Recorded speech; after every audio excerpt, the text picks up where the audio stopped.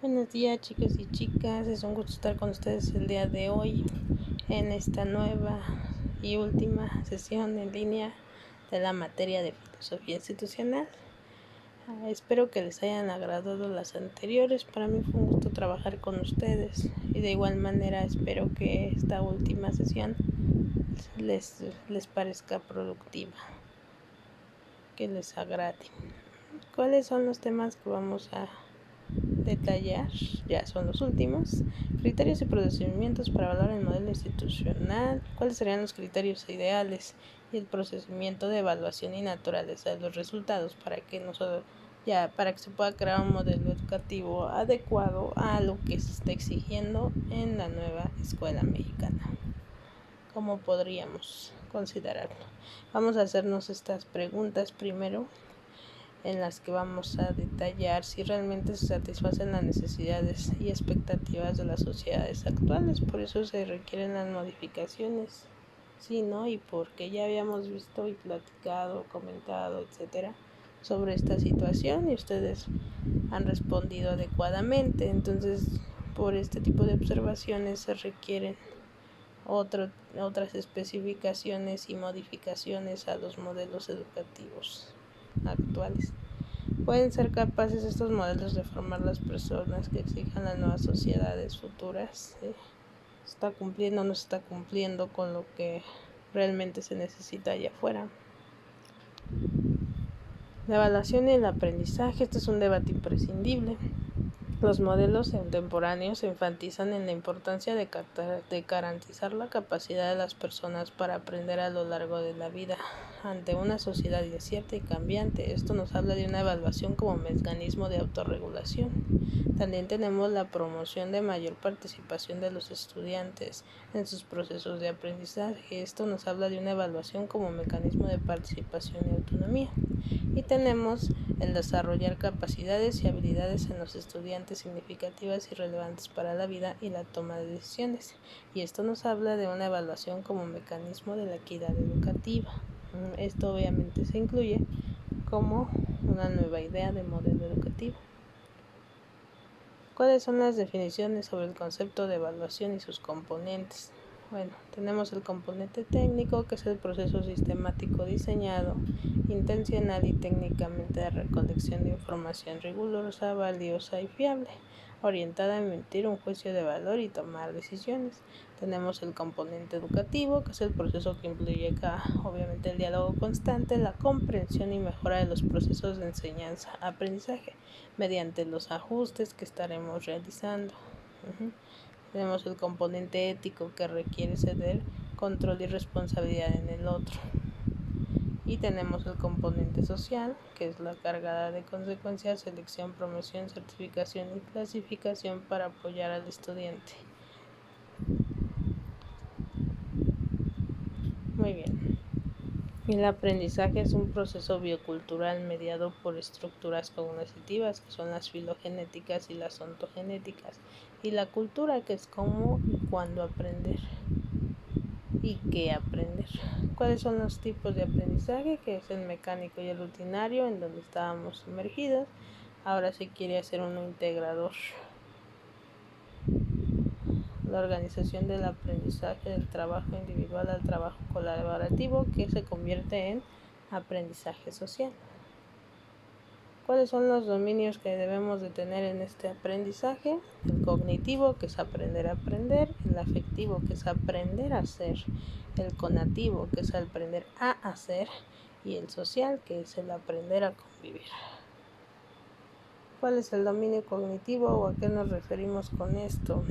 Es el saber, los conocimientos declarativos, los hechos, conceptos, datos, conocimientos básicos acerca de conocimientos de mayor complejidad, estrategias para poder gestionar conocimientos declarativos, analogías, vínculos con conocimientos previos, elaborar redes o mapas conceptuales para que haya un aprendizaje significativo y que no lo vean como complejo, que sepan que lo van a resolver, pero de la manera que a ellos se les haga más fácil, y que hay estrategias para poderlo realizar. A quien le toca elaborarlas, a los docentes, ¿verdad? Ahora vamos con el dominio conativo, que son las demandas, prácticas guiadas por el instituto, reflexionar en y sobre la acción, ceder la responsabilidad y control hacia los estudiantes en la ejecución de las tareas, promover la generación de propuestas alternas. Tenemos el dominio afectivo, aquí es donde tenemos que trabajar mucho de manera personal. Incluye actitudes y valores, comportamiento ético y moral, el desarrollo personal, las emociones, la motivación y las atribuciones. El dominio afectivo altera la apreciación del yo y la relación con el otro. Si nosotros estamos con una actitud negativa, le vamos a contagiar esa actitud negativa al estudiante. Si estamos con que eres un burro, no sirves para nada, él lo va a pensar así. Entonces, en lugar de ayudar, obviamente estamos todavía haciendo que el estudiante se sienta peor de lo que ya viene. Hay que tener una actitud positiva y motivarlo a llegar al conocimiento que quisiéramos obtuviera. Tenemos el dominio social, que es la interacción, el trabajo colaborativo, en donde les enseñaríamos a llegar a acuerdos, saber discernir, establecer metas en común, asumir responsabilidades, la integración a una comunidad epistémica, disciplinaria y disciplinar. ¿Cuál es la articulación entre evaluación y aprendizaje? Dependiendo del tipo de instrumentos y usos de evaluación, se priorizará cierto dominio de aprendizaje. ¿Cuáles son algunos ejemplos? Proyectos y solución de problemas, dominios cognitivo y connotativo. A través de los portafolios se fortalece la relación del dominio cognitivo, connotativo y afectivo, que es la autoestima y la autoeficacia, etc. Bueno, de acuerdo a esto nosotros podríamos preguntarnos, ¿para qué evalúo y cómo evalúo? Bueno, aquí se está viendo que en el nuevo modelo, aparte de que vamos a sintetizar toda la información que no vaya a utilizar el estudiante, vamos a cambiar las formas de evaluación, que el estudiante no vea la evaluación como con miedo, ¿sí? Que no vea la palabra examen, ya no la podemos utilizar. Entonces hay que utilizar otro tipo de estrategias para poder evaluar. El evaluar no es que qué tanto sabes o qué tanto no sabes, ¿no? Como lo estuvimos observando, sino es apoyar para que se mejore el conocimiento, para que se adquiera de manera significativa. Entonces, las preguntas que nos podríamos realizar a nosotros: ¿para qué evalúo y cómo evalúo? ¿Qué aspectos estoy priorizando en el aprendizaje a través de la evaluación? La evaluación como medio. ¿Cómo articular varios dominios del aprendizaje en la evaluación? ¿Cómo utilizo los resultados de la evaluación para la mejora obviamente de la evaluación del estudiante? ¿Y qué rol tienen los estudiantes en su evaluación? Entonces vamos a iniciar con esto, porque sí tenemos que modificar la forma en cómo el estudiante está adquiriendo ese concepto de evaluación. ¿Cuáles son los criterios que se incluyen o que se deben de incluir? Vaya, la integridad es un criterio que remite a la probidad como preocupación constante de las instituciones educativas en el cumplimiento de sus tareas. Implica a su vez una preocupación por el respeto de los valores y referentes universales que configuran el ethos académico, por el acatamiento de los valores universalmente aceptados como inspiradores del servicio educativo. Tenemos la equidad también, que es la disposición de ánimo que deben movilizar las instituciones educativas a dar a cada quien lo que le corresponde, expresa de manera directamente el sentido de la justicia con que se opera. Reconoce las diferencias y aceptación de las distintas culturas y de sus múltiples manifestaciones. La idoneidad es la capacidad que deben tener las instituciones educativas de cumplir a cabalidad con las tareas específicas que se desprenden de una misión, de su propia misión, de sus propósitos, de la naturaleza de sus programas, todos ellos articulados de manera coherente en el modelo educativo. También tenemos la coherencia, que es el grado de correspondencia entre las partes de la institución. ¿Qué queremos decir con esto? La adecuación de las políticas para que en cada uno de los niveles se realice efectivamente a la misión que quiere profesar la institución educativa. Tenemos la transparencia, que es la capacidad de las instituciones educativas para explicitar obviamente algunas de sus condiciones internas de operación y de los resultados de la misma, ¿sí? Cómo opera, cuáles son sus normativas que se den a conocer. También tenemos la pertinencia, que es la capacidad de las instituciones educativas para responder a las necesidades del modelo de forma proactiva con el fin de transformar el contexto social donde opera la institución en el marco de los valores que inspiran y la definen. Tenemos la eficacia, que es el grado de corresponsabilidad y correspondencia entre los logros obtenidos y los propósitos formulados en el modelo educativo. Tenemos la eficiencia, que es la medida de cuán adecuada es la utilización de los medios que dispone la institución educativa para el logro de los propósitos esperados. Y tenemos la universalidad, que hace referencia de una parte a la dimensión más intrínseca del quehacer de las instituciones educativas. El trabajo educativo y académico descansa sobre uno o varios saberes, ya sea que se produzcan por medio de la investigación, se produzcan mediante la docencia o se creen, contextualicen y difundan a partir de múltiples formas. En todos los casos, el conocimiento posee una dimensión universal. De otra parte, la universalidad hace también referencia a la multiplicidad y extensión de los ámbitos en que se despliega el quehacer de la institución. Aunado a esto, vamos a guiarnos por las competencias, ¿sí? Que son el sentido estrecho, deben ser enfocadas a satisfacer el mercado de trabajo y pueden tener un carácter utilitarista, mecánico y rutinario. Y tenemos el sentido amplio, que son las orientadas al desarrollo de capacidades abiertas, adaptativas en los estudiantes para su futuro profesional. Entonces, estos dos tipos son los que existen. Hay que crear, pero uno que se pueda adecuar a que el estudiante aprenda.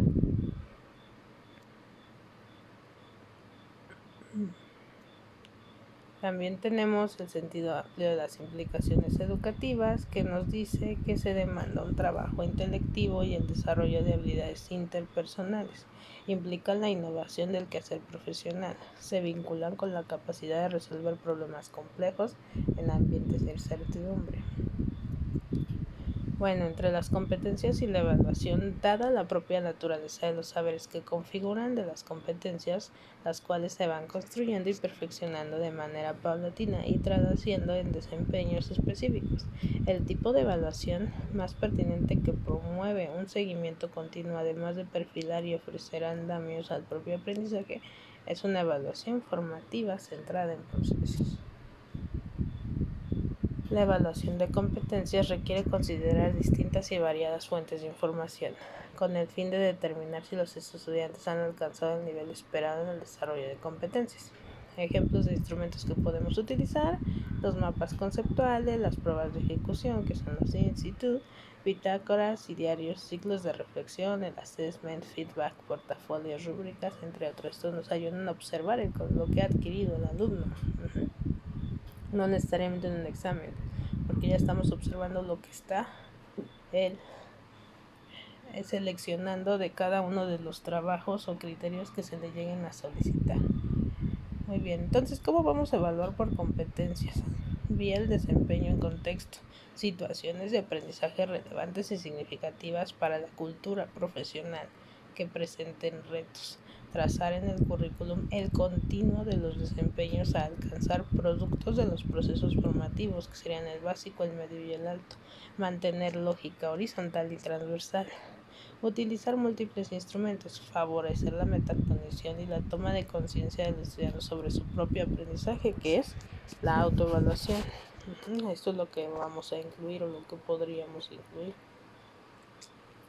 Las cosas que se evalúen son útiles como soportes dinámicos para la reflexión y la acción, más que como productos estáticos con valor por sí mismos. ¿Qué nos quiere decir esto?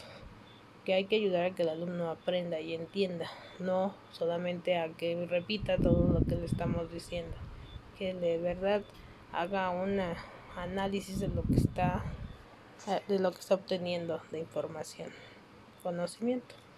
Una evaluación auténtica centrada en desempeño. La evaluación centrada en desempeño demanda a los estudiantes demostrar que poseen ciertas conductas o habilidades en situaciones. La evaluación auténtica centrada en desempeños va un paso más allá. Destaca la importancia de la aplicación de habilidad en el contexto de una situación de la vida real, pertinente, relevante, significativa, tanto personal como social. Entonces hay que hacer lo que identifique lo que está aprendiendo con su vida, alguna situación de su vida. Evaluación auténtica centrada en desempeños, premisas. Evaluación de aprendizajes contextualizados. Estructurar situaciones que promuevan que los aprendices resuelvan activamente tareas complejas y auténticas mientras usan sus conocimientos previos, el aprendizaje reciente y las habilidades relevantes para la solución de problemas reales. Por lo anterior, la evaluación auténtica se enfoca en el desempeño del aprendiz. La evaluación auténtica centrada en el desempeño. ¿Cuáles son sus características? Se considera una alternativa, pues busca un cambio en la cultura de la evaluación imperante, que explora solo la esfera del conocimiento declarativo. Una evaluación auténtica centrada en el desempeño que busca evaluar lo que las personas hacen, identificar el vínculo de coherencia entre distintos saberes conceptuales, procedimentales y actitudinales, entender cómo ocurre el desempeño de un contexto en una situación determinada y seguir el proceso de adquisición y perfeccionamiento de determinados saberes o formas de actuación. En cuanto a la evaluación auténtica, ¿cuáles son sus características? Implica el ejercicio de la autoevaluación por parte del alumno, pues se tiene como meta la promoción explícita de sus capacidades de autorregulación y reflexión sobre su propio aprendizaje. Es una evaluación del proceso y formativa, donde se vuelven prácticas relevantes la coevaluación y la autoevaluación. Le vamos a tomar más importancia a estas dos.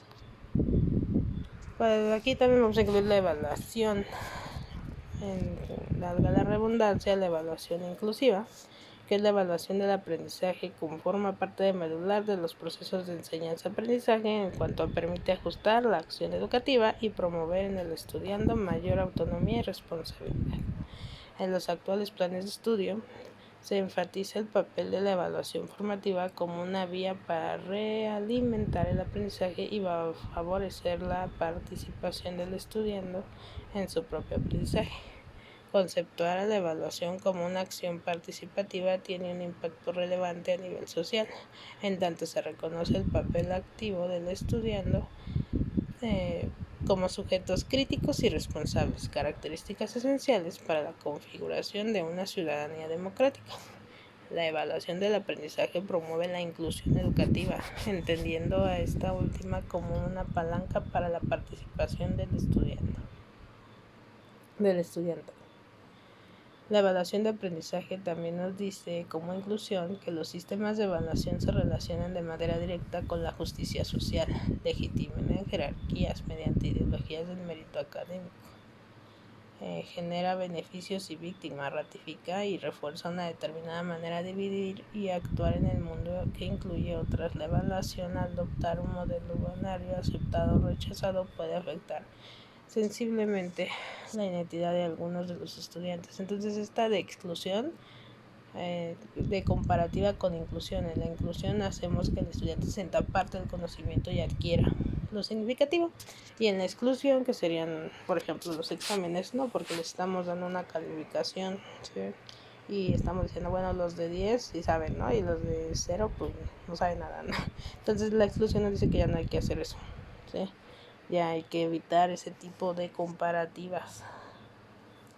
La evaluación del aprendizaje como exclusión también se ha utilizado como instrumento de control y exclusión basada en principios de mérito y esfuerzo, donde los excluidos en su mayoría son estudiantes que provienen de sectores poblacionales que social, histórico y culturalmente han sido expulsados de mejores oportunidades educativas. Así, la evaluación de aprendizaje se ha ligado con la generación de desigualdad en el campo educativo. Entonces, no sabemos cómo vienen, de dónde vienen, por qué están así. Y se ha demostrado que la mayoría vienen de situaciones difíciles, entonces se sienten excluidos, y todavía nosotros, si seguimos utilizando ese tipo de metodología y instrumentos, de evaluación que no son viables para ellos, realizamos en lugar de una aportación positiva una negativa a nivel personal. Y la evaluación de aprendizaje como inclusión, ¿cuáles son los factores clave para incluir en el proceso de aprendizaje? Sería la participación activa de los alumnos en su aprendizaje, la realimentación eficaz facilitada a los alumnos, la adaptación de la enseñanza teniendo en cuenta los resultados de la evaluación, reconocer que la evaluación impacta la motivación y autoestima de los alumnos, la necesidad de que los alumnos sean capaces de evaluarse a sí mismos. Asimismo, repito, ahora es centrada en él, que él en verdad diga, bueno, es importante aprenderlo porque, no porque me lo impongan, porque yo lo quiero aprender, porque lo necesito aprender. Bueno, ahora la evaluación del aprendizaje como inclusión. ¿Cuál es el rol de nosotros como docentes?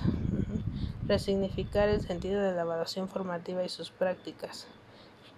¿Cuáles son las intenciones del aprendizaje y los criterios del éxito? Que promovamos el diálogo a través de preguntas, que busquemos formulaciones de respuestas de manera colaborativa por parte del estudiantado, que ofrezcamos retroalimentación sobre la tarea más que limitarnos a calificar, que promovamos la autoevaluación y la coevaluación. ¿Cuál es el panorama general sobre las técnicas e instrumentos de evaluación?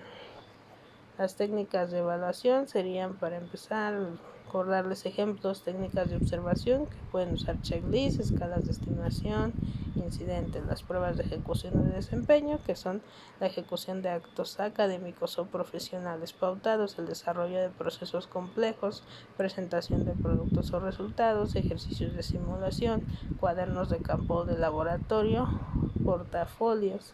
Tenemos las pruebas orales, que son las exposiciones, o pueden ser también entrevistas. Tenemos las técnicas de papel y de lápiz, que son trabajos escritos, ensayos, resúmenes, esquemas, memorias, informes, cuestionarios, pruebas subjetivas tipo test, no exámenes, escalas de valoración, pruebas escritas de ensayo. ¿Sí? Vamos a modificar, repito, las anteriores y vamos a meter en donde ellos se interesen y no lo vean como una forma de espanto, sino como una forma de retroalimentación. Muy bien, ahora vamos a hacer una actividad de reflexión. O sea, ya se lo quedan ustedes. Como profesor, ¿qué papel juega la evaluación en los procesos de enseñanza-aprendizaje? ¿Qué uso le doy a la evaluación y cómo la articulo en los procesos de enseñanza-aprendizaje? ¿Cómo promuevo la autoevaluación y la coevaluación del estudiantado? ¿Qué tipo de instrumentos se utiliza con más frecuencia para evaluar? ¿Y cuáles son los retos más frecuentes que enfrento los procesos de evaluación? Entonces, de acuerdo con el modelo educativo, tenemos que encuadrarlo. ¿Cómo deberían ya de abordar los aprendizajes los profesores, nosotros como docentes, para que vayan de acuerdo a la institución, a la filosofía institucional? Si tú en el modelo educativo me estás proponiendo que se generen nuevos instrumentos que ayuden, ¿sí?, a que el alumno genere conocimiento de aprendizaje significativo basado en su propia identidad y problemas de la vida diaria, eso se realizará. Entonces mi raíz me va a apoyar para que yo como docente pueda ya manipular mi planeación, pero sí enfocar y decir claramente en la escuela, ¿sabes qué? No van a hacer exámenes como tal, vamos a realizar otro tipo de estrategias, ¿no?, para que el alumno no se vea afectado, sino beneficiado y en verdad se logre el objetivo de la naturaleza de los resultados. Bueno, chicos y chicas, es todo por la sesión del día de hoy.